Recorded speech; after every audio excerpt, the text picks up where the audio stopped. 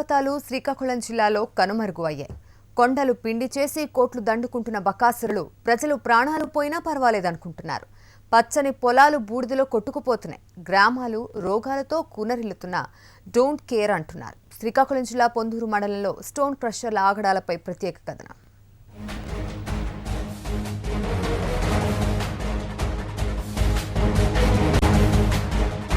కొండలను బండలుగా చేసి ఆ బండలను చిన్న చిన్న ముక్కలుగా మార్చేసి ఈ ప్రక్రియలో వచ్చే ధూళి కణాలను జనంపైకి వదిలేస్తున్న స్టోన్ క్రషర్ యూనిట్లు శ్రీకాకుళం జిల్లాలో అధికారికంగా 80 ఉన్నాయి. అనధికారికంగా మరో 30 క్రషర్లు నడుస్తున్నాయి. క్రషర్ నిర్వహణకు సంబంధించి నిబంధనలు చాలా స్పష్టంగా ఉన్నాయి. కానీ ఏదీ అమలు కావటం లేదు. బూడిద, ధూళి కణాలను నిబంధనలకు విరుద్ధంగా జనంపైకి వదిలేస్తున్నారు. ప్రజలు ఏమైపోయినా పర్వాలేదన్న రీతిలో కొందరు క్రషర్ యజమానులు వ్యవహరిస్తున్నారు. పచ్చని పంటలు సైతం దుమ్ముకొట్టుకుపోయి నిస్సారంగా మారిపోతున్నాయి.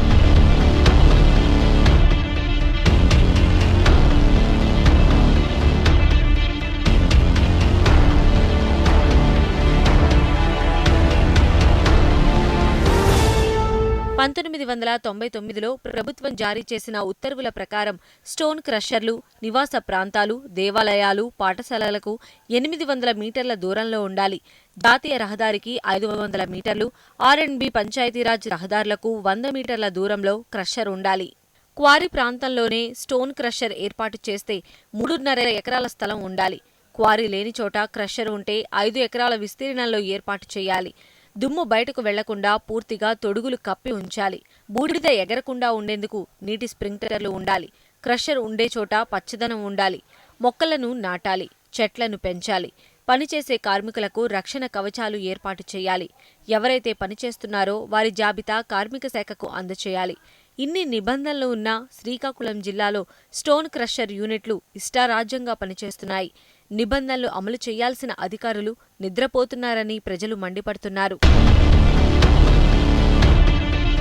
ఇక్కడి నుంచి పొందూరు వెళ్ళాలంటే మాకు చాలా భయంతో కూడుకుంటుందండి.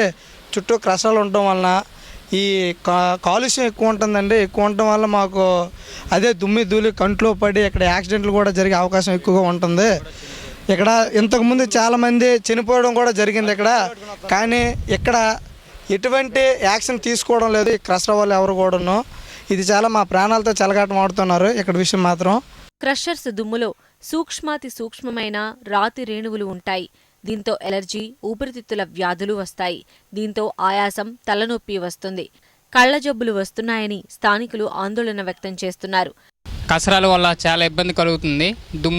దుమ్ము ధూళి ఏ సెక్యూరిటీ లేకుండా వీటి వల్ల చాలా అనారోగ్యాలు కలుగుతున్నాయి. కావున ఎవరైనా చర్య తీసుకుంటే మంచిది. వీటి వల్ల చాలా ఇబ్బంది కలుగుతుంది. ఆరోగ్య సంబంధమైన చాలా ఊపిరితిత్తులు ఇవన్నీ సంబంధించిన వ్యాధులు ఈ దుమ్ము ధూళి వల్ల వస్తున్నాయి. కావున ఎవరైనా సరే వీటిపై చర్య తీసుకోవాల్సిందిగా కోరుతున్నాను. స్టోన్ క్రషర్ల నుంచి వచ్చే దుమ్ము పంటలపై పేరుకుపోతే కిరణజన్య సంయోగక్రియకు ఆటంకం ఏర్పడుతుంది. ఆకులు ఎండిపోయి మొక్కలు చనిపోతాయి.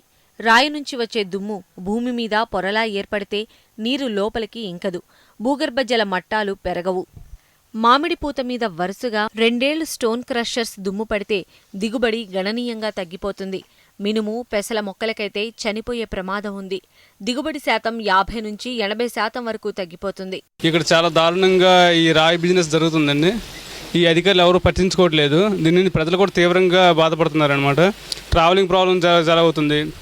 చిన్నపిల్లలు కానీ, స్కూల్ బస్సులు కానీ, కస్టమర్స్ కానీ ఎటు వెళ్ళడానికి ట్రావెలింగ్ చాలా ఇబ్బంది అవుతుంది. పొల్యూషన్, విపరీతమైన పొల్యూషన్ జరుగుతుందండి ఇక్కడ. ఈ చుట్టుపక్కల ఏరియాలో ప్రతి ఒక్కరికి పొల్యూషన్ దెబ్బ తగులుతుంది అనమాట. అయినప్పుడు కూడా ఏ అధికారులు చెప్పినా ఏ అధికారులు కూడా పట్టించుకోవట్లేదు. వీళ్ళు దందాన్ని ఇలాగే కొనసాగిస్తున్నారు. శ్రీకాకుళం జిల్లాలో నిబంధనలకు విరుద్ధంగా నడుస్తున్న స్టోన్ క్రషర్లపై సంబంధిత శాఖ అధికారులు చర్యలు తీసుకోవాలని కోరుతున్నారు. ప్రజల ఆరోగ్యం, పర్యావరణ పరిరక్షణకు చర్యలు తీసుకోవాలంటున్నారు.